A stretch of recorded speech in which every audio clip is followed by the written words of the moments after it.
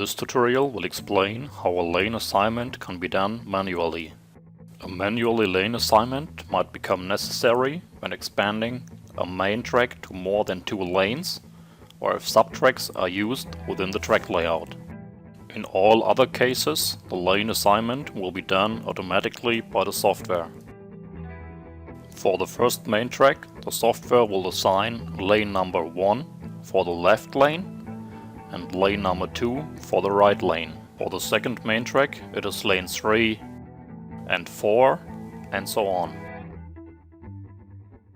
The lane colors can be defined within the option settings.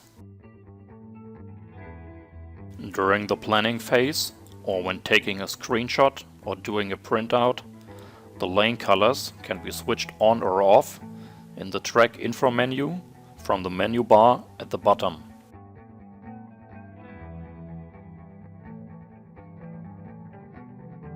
Let's take a closer look on the manual assignment, which might become necessary when expanding a main track and/or adding a subtrack.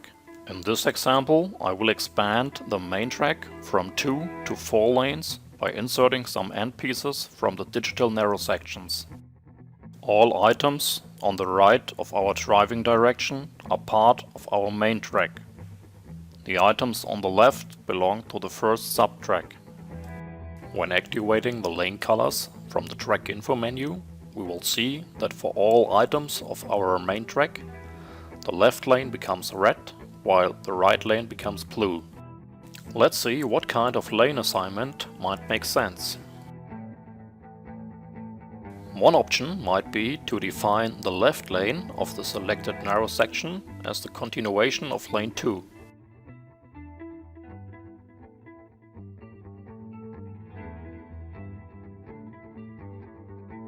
When changing the assignment, you will see how this affects the calculation of the lane length.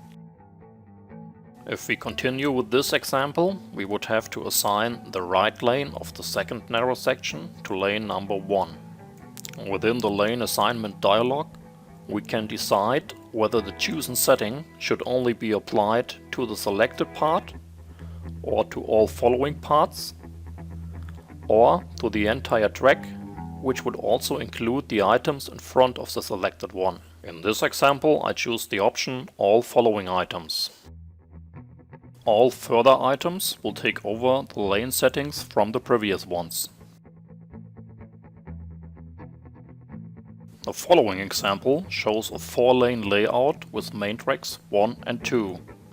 The double lane change section in the middle has been added as a subtrack. Therefore, I will have to apply lanes 2 and 3 to it. Once again, I open the lane assignment dialog with a right mouse click on the respective item and assign the lanes as required. In order to have a clear view on the result, the assignment is not only shown in the dialog itself, but also on the selected track item. As the second item of the double lane change section should also take over the setting, I have to choose the respective setting in the dialog before pressing the OK button.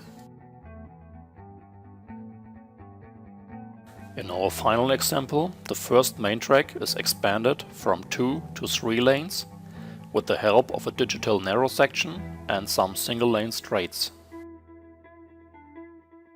The single lane straights will be the continuation of lane 2, while the right lane of the narrow section will be the continuation of lane 1.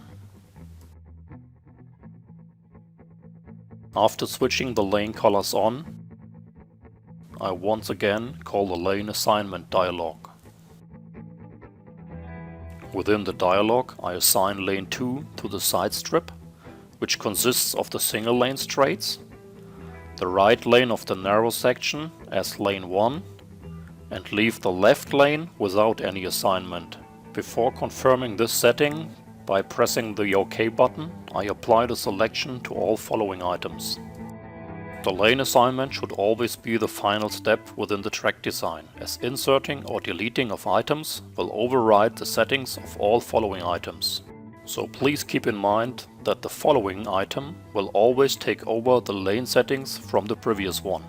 Basically, it is of course also possible to assign all lanes of an item to the same lane number, but this will maybe affect the calculation of the lane lengths in an unintended way, as such items would be counted twice.